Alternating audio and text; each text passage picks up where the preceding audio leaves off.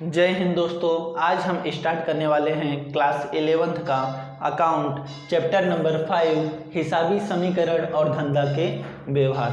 हिसाबी समीकरण और धंधा के व्यवहार का क्वेश्चन करने से पहले हम हिसाबी समीकरण का अर्थ यानी इंट्रोडक्शन और उसके कुछ असर उनको अच्छे से समझेंगे। तो चलिए स्टार्ट करते हैं। अर्थ हिसाबी समीकरण का अर्थ क्या है कि धंधा के प्रत्येक व्यवहार, धंधा मतलब बिजनेस, उसके प्रत्येक व्यवहार का मतलब क्या है? व्यवहार का मतलब कि धंधा के लिए कोई भी चीज़ खरीदा जाए, बेचा जाए, लोन लें, लोन दे, ऐसा कुछ भी काम करे धंधा के लिए तो व्यवहार कहलाता है। कोई चीज़ खरीदा, माल संपत्ति खरीदा, कुछ भी खरीदा या बेचा, रोकड़ में बेचा या साख पर बेचा यानी उधार में बेचा, लोन लिया, लोन दिया, पुराना रेट चुकाया, उधार खरीदा, कुछ भी हो तो सब क्या कहलाता है? व्यवहार कहलाता है। तो धंधा के प्रत्येक व्यवहार की अंतिम दो असर का मतलब क्या है? जब आप वार्षिक हिसाब क्लास 11th में ही पार्ट 2 में, अकाउंट के पार्ट 2 में जब वार्षिक हिसाब तैयार करोगे तो आपको 3 खाते बनाने होंगे। एक व्यापार खाता, दूसरा लाभ हानि खाता, तीसरा पक्की तलपट। तो सारा असर जो आकर के रुकता है वो आके पक्की तलपट पे आता है, क्योंकि लास्ट में पक्की तलपट बनता है। तो समझो अर्थ क्या है? धंधा के प्रत्येक व्यवहार की अंतिम दो असर कहाँ? पक्की तलपट के पूंजी दायित्व और संपत्ति पर पड़ती है। पक्की तलपट के दो अंग हैं, देखो इधर ऐसे, पक्की तलपट, इसके दो अंग बनते हैं। ये खाता है पक्की तलपट, इसके दो अंग हैं, एक है पूंजी दायित्व और एक है संपत्ति। ओके, ऐसे दो अंग हैं। तो एक बार फिर से अर्थ समझो। धंधा के प्रत्येक व्यवहार मतलब सारे व्यवहार, अंतिम दो असर, उन व्यवहारों को अंतिम दो असर पक्की तलपट के पूंजी दायित्व और संपत्ति पर पड़ती है। क्या असर? धंधा के प्रत्येक व्यवहार की अंतिम दो असर पक्की तलपट के पूंजी दायित्व और संपत्ति पर पड़ती है। दोहरा लेखा प्रणाली के अनुसार दोनों पक्षों का योग यानी इन दोनों पक्षों का योग यानी जोड़ क्या होता है? समान होता है। दोहरा लेखा प्रणाली के अनुसार दोनों पक्षों का योग समान होता है। अगर समान नहीं है, मान लो इसका 2 लाख आया तो इसका भी कितना आना चाहिए? 2 लाख ही आना चाहिए। ओके, ऐसा नहीं हो सकता है 2 लाख है तो ये 2,40,000 हो जाए। तो दोनों पक्षों का योग क्या होना चाहिए? समान होना चाहिए। अगर दोनों पक्षों का योग समान नहीं होता है तो आपका आंसर गलत है। तो अर्थ एक बार फिर से फटाक से रिपीट करते हैं कि धंधा के प्रत्येक व्यवहार की अंतिम दो असर पक्की तलपट के पूंजी दायित्व और संपत्ति पर पड़ती है। दोहरा लेखा प्रणाली के अनुसार दोनों पक्षों का योग समान होता है। ओके, ये अर्थ था। उसी को हम हिसाबी समीकरण और धंधा के व्यवहार कहते हैं। अगर इसको, ये जो संपत्ति और पूंजी दायित्व है, इस पे जो असर पड़ रहा है उसको एक समीकरण में दर्शाएं, तो समीकरण में दर्शाएंगे तो ऐसा होगा, संपत्ति बराबर पूंजी प्लस दायित्व। ओके, और दोनों ही पक्षों का क्या होगा? योग बराबर होगा, यानी जितनी संपत्ति होगी उतना ही इन दोनों को मिला के, पूंजी और दायित्व को मिलाकर होगा। मान लो ये संपत्ति 10,000 है तो पूंजी और दायित्व दोनों को मिलाने पे, जोड़ करने पे कितना आना चाहिए? 10,000 होना चाहिए, तभी तो दोनों पक्षों का योग बराबर होगा। ओके, जैसे आप 10वीं में साइंस में पहला चैप्टर रासायनिक समीकरण करते थे, दोनों पक्षों का योग क्या होना चाहिए? समान होना चाहिए। जितने परमाणु इधर अभिकारक में उतने ही उत्पाद में, दोनों जगह होते हैं। तो उसी तरह इधर भी है कि जितना संपत्ति होगा उतना ही इन दोनों को मिला के भी होना चाहिए। ओके, समीकरण क्या है? संपत्ति बराबर पूंजी प्लस दायित्व। संपत्ति को इंग्लिश में कहते हैं असेट्स, इसलिए उसे ए से दर्शाते हैं। पूंजी को इंग्लिश में कहते हैं कैपिटल, इसलिए उसे सी से दर्शाते हैं। और दायित्व को इंग्लिश में कहते हैं लायबिलिटी, इसीलिए उसे एल से दर्शाते हैं। तो क्या हो गया? संपत्ति बराबर पूंजी प्लस दायित्व, ए बराबर सी प्लस एल। ओके, अब देखते हैं हिसाबी समीकरण की अलग अलग असरें, यानी हिसाबी समीकरण जब हम तैयार करेंगे तो कौन कौन सी असर पड़ेगी उस पर, कौन कौन सी असर पड़ेगी। तो 4 असर है, तुरंत अभी याद हो जाएगा, कोई टेंशन लेने वाली बात नहीं है। पहला असर क्या? सिर्फ संपत्ति में एक समान वृद्धि कमी। ये संपत्ति दिख रहा है, संपत्ति ही बढ़े, संपत्ति ही घटे। ओके, वृद्धि कमी का मतलब यही ना कि या तो मतलब संपत्ति वृद्धि होगी और संपत्ति में ही कमी होगी। एक समान का मतलब क्या कि 10,000 बढ़ा तो कम 5,000 नहीं होगा, 10,000 ही होगा। 10,000 संपत्ति बढ़ेगी तो 10,000 संपत्ति घटेगी भी।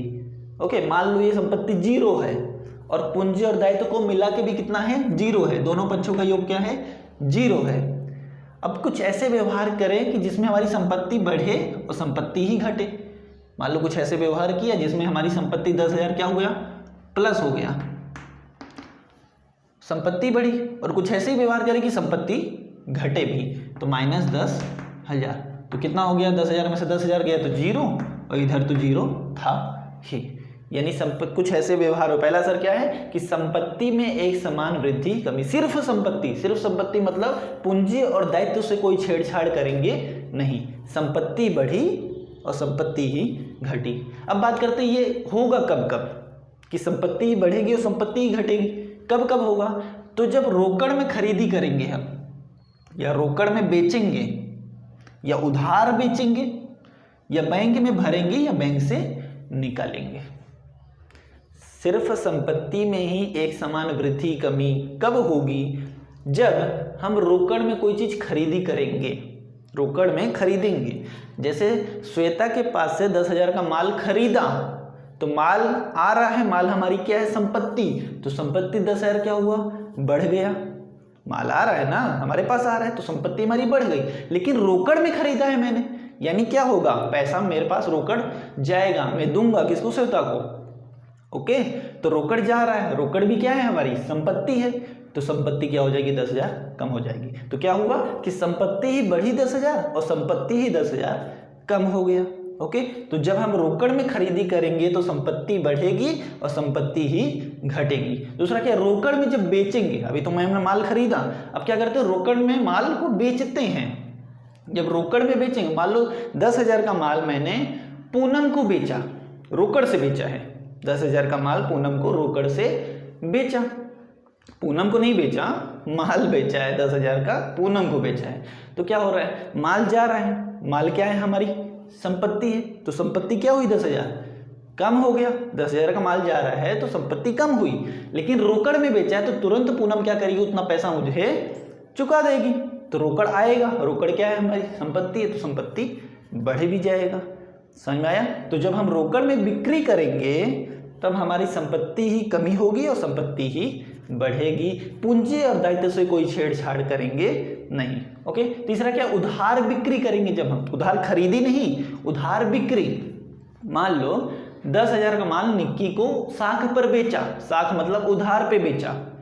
ओके, 10,000 का माल निक्की को साख पर बेचा, तो क्या हो रहा है, माल जा रहा है, तो संपत्ति, माल क्या है, संपत्ति है, तो संपत्ति में कमी। लेकिन वो तुरंत रोकड़ तो नहीं चुका रही, तो संपत्ति बढ़ेगी उस कारण से नहीं, संपत्ति बढ़ेगी पर रोकड़ तो नहीं आ रहा है ना। लेकिन देनदार बढ़ गया मेरा। क्या हुआ, बात को समझो फिर से, कि 10,000 का माल निक्की को साख पर बेचा, तो माल गया तो क्या, संपत्ति में कमी हुई। लेकिन देनदार मेरा तो बढ़ गया। अब जब तक निक्की मुझे 10,000 नहीं चुकाएगी तब तक क्या होगा, वो मेरी क्या है, ग्राहक है। निक्की मेरी क्या है, ग्राहक है, गर्लफ्रेंड नहीं है, ग्राहक है। ओके, तो देनदार क्या हो गया, 10,000 का बढ़ गया। आगे क्या, बैंक में भरे या बैंक से निकाले। बैंक में भरे मतलब क्या, जैसे 10,000 रोकड़ बैंक में भरा, तो रोकड़ जा रहा है, तो रोकड़ मेरे पास से गया, तो रोकड़ गया तो क्या, रोकड़ क्या है, संपत्ति है, तो संपत्ति में कमी। लेकिन आया कहाँ, मेरे ही अकाउंट में आया ना, मेरे अकाउंट में आया, तो बैंक शेष क्या हो गई, बढ़ गई। रोकड़ शेष तो कम हुई लेकिन बैंक शेष बढ़ गई, और दोनों ही संपत्ति है। तो रोकड़ शेष कम हुई तो संपत्ति में कमी, और बैंक शेष बढ़ी तो संपत्ति में वृद्धि। या बैंक से निकाले 10,000 रुपये रोकड़, 10,000 बैंक से निकाला, तो रोकड़ आया, रोकड़ क्या है, संपत्ति, तो संपत्ति में वृद्धि। लेकिन बैंक शेष तो कम हो गया, बैंक शेष हमारी क्या है, संपत्ति है, तो संपत्ति में कमी। सिर्फ संपत्ति में ही वृद्धि और संपत्ति में ही कमी कब होगा, जब हम रोकड़ में कोई चीज खरीदेंगे या रोकड़ में कोई चीज बेचेंगे। अभी याद कर लो, रोकड़ में कोई चीज माल सामान खरीदेंगे या रोकड़ में ही माल सामान बेचेंगे, या उधार बेचेंगे, उधार खरीदे नहीं, उधार बिक्री करेंगे, या बैंक में रोकड़ भरेंगे, रोकड़ ही भरेंगे ना, माल सामान थोड़ी भरेंगे, तो बैंक में रोकड़ भरेंगे या बैंक से रोकड़ निकालेंगे तब संपत्ति ही बढ़ेगी और संपत्ति ही घटेगी। ओके, प्लस माइनस लिख देता हूँ। एक समान वृद्धि कमी होगी, इसी में वृद्धि इसी में कमी, पूंजी और दायित्व में कोई छेड़छाड़ करने की जरूरत नहीं है। पहला असर हो गया, एग्जाम्पल भी याद हो गया। पहला असर क्या है कि सिर्फ संपत्ति में एक समान वृद्धि कमी कब कब होगा, जब रोकड़ में बेचेंगे, मतलब रोकड़ में खरीदेंगे या रोकड़ में बेचेंगे, उधार बेचेंगे, बैंक में भरेंगे या बैंक से निकालेंगे रोकड़। ओके, तब संपत्ति में वृद्धि होगा, संपत्ति में ही कमी होगा। दूसरा क्या है, संपत्ति और दायित्व, संपत्ति और पूंजी, संपत्ति और पूंजी में एक समान वृद्धि कमी, यानी संपत्ति बढ़ी तो पूंजी भी बढ़ा और संपत्ति कमी तो पूंजी भी कम हो गया। पहले वाला क्या था, संपत्ति वृद्धि संपत्ति की कमी। दूसरे में क्या है, संपत्ति बढ़ी तो पूंजी भी बढ़ी, संपत्ति कमी तो पूंजी भी कमी। कब कब होगा, जब धंधा शुरू करेंगे, जब धंधा शुरू करेंगे। मान लो 10,000 रोकड़ लाकर धंधा शुरू किया, 10,000 रोकड़ आया, रोकड़ क्या है, हमारी संपत्ति है, तो संपत्ति में वृद्धि। लेकिन रोकड़ लाके क्या किया, धंधा शुरू किया ना, धंधा शुरू किया, तो धंधे में कोई भी जब रोकड़ हम लगाते हैं तो क्या कहलाता है, पूंजी कहलाता है। तो पूंजी भी क्या हो गई, बढ़ गई। तो संपत्ति बढ़ी तो पूंजी भी क्या हुआ, बढ़ गया। ओके, तो संपत्ति और पूंजी में वृद्धि कमी कब होगा, जब धंधा शुरू करेंगे। माल सामान या रोकड़ लाके जब धंधा शुरू करेंगे तो संपत्ति बढ़ेगी तो पूंजी भी बढ़ेगा, संपत्ति घटेगा तो पूंजी भी घटेगा। जब लाभ होगा तो हमारी संपत्ति भी बढ़ेगी, पूंजी भी बढ़ेगा। खर्च होगा तो संपत्ति घटेगी तो पूंजी भी घटेगा, नुकसान होगा तो संपत्ति घटेगी, पूंजी भी घटेगा। अन्य तरह से गया माल, जैसे धर्मादान में दिया यानी दान में दिया माल, तब हमारी संपत्ति भी कमी होगी तो पूंजी भी कम होगा। दायित्व से कोई छेड़छाड़ करेंगे नहीं। पहला वाला क्या था, संपत्ति में वृद्धि संपत्ति में कमी। दूसरा क्या है, संपत्ति बढ़ी तो पूंजी बढ़ा, संपत्ति घटा तो पूंजी भी घटा। कब कब होगा, जब हम धंधा शुरू करेंगे, लाभ होगा, खर्च होगा, नुकसान होगा, अन्य तरह से किसी भी तरह से माल जाएगा, तब हम ये करेंगे। संपत्ति बढ़ेगी तो पूंजी बढ़ेगा, संपत्ति घटेगा तो पूंजी भी घटेगा। तीसरा क्या है, संपत्ति और दायित्व में एक समान वृद्धि कमी। पहले इसका देख लिए, इसका देख लिए दोबारा दूसरे में। तीसरे में संपत्ति बढ़ी तो दायित्व भी बढ़ा, संपत्ति बढ़ी तो दायित्व भी बढ़ा, संपत्ति कमी हुई तो दायित्व भी कम हो गया। कब होगा, जब हम उधार खरीदी करेंगे। क्या, जब हम उधार खरीदी करेंगे तब संपत्ति बढ़ेगी तो दायित्व भी बढ़ेगा। जैसे 10,000 का माल सालनी के पास से उधार खरीदा, ओके, साख पर खरीदा 10,000 का माल, तो माल आ रहा है, माल क्या है, संपत्ति है, तो संपत्ति बढ़ी। ओके, लेकिन अब मेरा दायित्व तो बनता है कि मैं सालनी को 10,000 रुपये भविष्य में चुकाऊंगा, ये मेरा कर्तव्य बनता है, वरना सालनी हमेशा मुझे तगादा करते रहेगी, पैसा सर जी 10,000 रुपये। ओके, तो दायित्व तो क्या हो गया, मेरा बढ़ गया। संपत्ति तो बढ़ी, 10,000 का माल मैंने खरीदा तो खुश हो गया, संपत्ति बढ़ गई। लेकिन क्या मुझे चुकाना नहीं पड़ेगा, वो ऐसी रहम कर देगी क्या मेरे ऊपर, नहीं ना। तो मुझे क्या 10 रुपये भविष्य में, आज नहीं, आज तो नहीं है, आज मैं खाली बैठा हूँ, कोई नहीं, पैसा नहीं है, लेकिन भविष्य में जब आएगा मेरे पास तो मैं उसे क्या करूँगा, चुकाऊंगा। तो दायित्व तो मेरा है ना, दायित्व बना हुआ मेरा, तो दायित्व मेरा क्या बढ़ा, संपत्ति बढ़ा तो दायित्व भी बढ़ गया।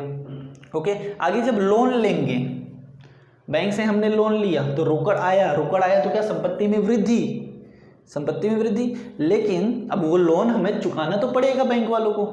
ओके, तो हमारा क्या बनता है, दायित्व बनता है, तो दायित्व में भी वृद्धि। संपत्ति बढ़ी तो दायित्व भी बढ़ गया। ओके, पुराना ऋण चुकाए, पुराना ऋण यानी पुराना जो उधार था, लोन हो सकता है, उधार हो सकता है, रोकड़ में कुछ भी, तो पुराना ऋण चुका दिया हमने। जब हम पुराना ऋण चुकाएंगे तो हमारी संपत्ति में कमी होगी। ओके, संपत्ति में कमी होगी तो दायित्व में भी कम होगा, क्योंकि संपत्ति में कम क्यों होगा। मान लो 10,000 मैंने सालनी से अब उधार खरीदा था, मैंने इधर उधार खरीदा था 10,000 का माल, अब मैं वो 10,000 चुका दिया सालनी को, तो 10,000 चुकाया तो रोकड़ गया, रोकड़ क्या है, संपत्ति है, संपत्ति में कमी, संपत्ति में कमी, अब दायित्व भी तो कम हो गया। अब सालनी का हक नहीं बनता कि मुझसे वो 10,000 रुपये मांगेगी, और मेरा कर्तव्य नहीं बनता कि मैं चुकाऊंगा। अब क्यों चुकाऊंगा, एक बार चुका दिया ना, बार बार थोड़ी देता रहूँगा, कंगाल थोड़ी होना है। ओके, तो संपत्ति में कमी हुई, रोकड़ गया तो संपत्ति में कमी, लेकिन अब मेरा दायित्व भी कम हो गया। 10,000, जो 10,000 दायित्व चढ़ा था, 10,000 क्या हो गया, माइनस हो गया, क्योंकि अब भविष्य में मुझे चुकाना नहीं होगा। ओके, तो क्या संपत्ति और दायित्व, संपत्ति बढ़ेगी तो दायित्व भी बढ़ेगा, संपत्ति घटेगी तो दायित्व भी घटेगा। कब कब होगा? जब हम उधार में खरीदी करेंगे, लोन लेंगे या पुराना ऋण चुका देंगे, तब संपत्ति और दायित्व में एक समान वृद्धि कमी देखने को मिलेगा। ओके, 3 समझ में आ गया होगा। चौथा, पूंजी और दायित्व में एक समान वृद्धि कमी, इसको छोड़ दो। पूंजी बढ़ा तो दायित्व भी बढ़ा, पूंजी घटी तो दायित्व भी घटा, यही है पूंजी और दायित्व में एक समान वृद्धि कमी। पूंजी बढ़ेगा तो दायित्व भी बढ़ेगा, पूंजी घटेगा तो दायित्व भी घटेगा। कब कब होगा? जब हम चुकाना बाकी खर्च, जब ऐसे कोई व्यवहार हो जिसमें खर्च चुकाना बाकी हो, तब पूंजी और दायित्व में एक समान वृद्धि कमी देखने को मिलेगा। दूसरा क्या? अग्रिम प्राप्त आय, अग्रिम प्राप्त आय, तब हमारी पूंजी बढ़ेगी तो दायित्व भी बढ़ेगा। ओके, समझ में आ रहा है? जैसे इसका एक एग्जांपल देखें, अग्रिम प्राप्त आय, मान लो आप बीमा एजेंट हो, क्या हो? बीमा एजेंट, और मैं आपका ग्राहक हूँ, तो आप मेरे से हर महीने पैसा लेते हो 1,000 रुपये मैं आपको देता हूँ और आप मेरे अकाउंट में जमा करते हो। ओके, अब मैंने क्या किया, आपको इस महीने का तो दिया इस महीने में, लेकिन आने वाले 3-4 महीने का और दे दिया आपको कि भैया भर देना, फुर्सत हो गया 3-4 महीने का। तो क्या होगा? आपके पास पैसा आया तो आपकी संपत्ति, आपकी पूंजी में वृद्धि हुई, आपकी पूंजी बढ़ी, लेकिन आपका दायित्व भी बढ़ गया। अब आपका कर्तव्य बनता है कि वो जो पैसा मैंने 3-4 महीने का दिया है वो अपने पर्सनल यूज ना करो, उसे जाकर मेरे अकाउंट में जमा करो, खुद के लिए यूज करने मत बैठ जाओ, ये आपका दायित्व बनता है। ओके, तो आपका दायित्व क्या बनता है कि उस पैसों का आप जल्दी से जल्दी जमा कर दोगे, तो आपका दायित्व भी बढ़ा, पूंजी तो बढ़ी लेकिन दायित्व भी बढ़ गया। ओके, कितनी असर है? 4 असर है। एक बार फटाफट अर्थ देखते हैं। धंधा के प्रत्येक व्यवहार की अंतिम 2 असर पक्की तलपट के पूंजी, दायित्व और संपत्ति पर पड़ती है। दोहरा लेखा प्रणाली के अनुसार दोनों पक्षों का योग समान होना चाहिए, समान होता है। इसे हिसाबी समीकरण का क्या है? संपत्ति बराबर पूंजी प्लस दायित्व। संपत्ति को इंग्लिश में असेट्स कहते हैं, ए से दर्शाते हैं। पूंजी को इंग्लिश में सी मतलब कैपिटल कहते हैं, सी से दर्शाते हैं। दायित्व को इंग्लिश में लायबिलिटी कहते हैं, इसलिए उसे एल से दर्शाते हैं।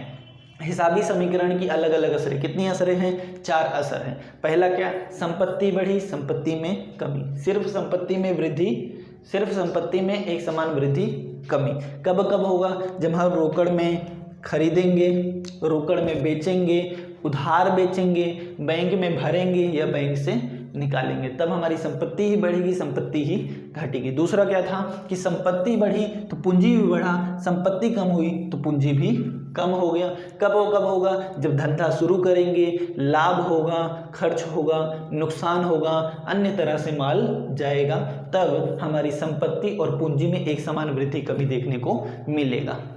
तीसरा क्या है? संपत्ति और दायित्व। संपत्ति बढ़ा तो दायित्व भी बढ़ा, संपत्ति कम हुई दायित्व भी कम हुई। पूंजी से कोई छेड़छाड़ करेंगे नहीं, तो इन पूंजी और संपत्ति और दायित्व में वृद्धि कमी कब देखने को मिलेगा? जब हम उधार में खरीदेंगे तो हमारा दायित्व बढ़ जाएगा, संपत्ति तो बढ़ेगी, दायित्व भी बढ़ जाएगा। और जब वो लोन लेंगे, पुराना ऋण चुकाएंगे, तब हमारा संपत्ति और दायित्व में एक समान वृद्धि कमी देखने को मिलेगा।